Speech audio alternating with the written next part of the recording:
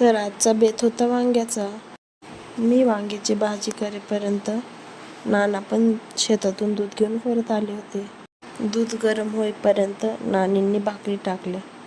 नंतर नानींचं आणि युवराजचं महत्त्वाचं डिस्कशन चालू होतं. नंतर नाना शेतात निघाले आणि अगस्त्य पण त्यांच्या मागे लागला.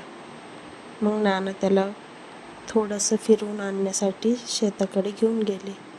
जाता जाता बळजबरी सगळ्यांना बाय आणि पप्पी देऊन अगस्त्य शेताकडे निघाला.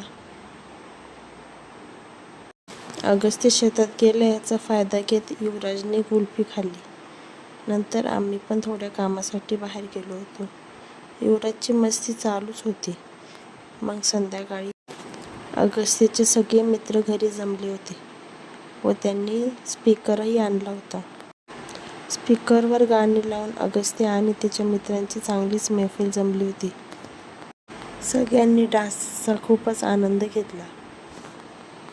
नंतर अगस्त्यची नानींनी मया केली आणि परत डान्स चालू झाला.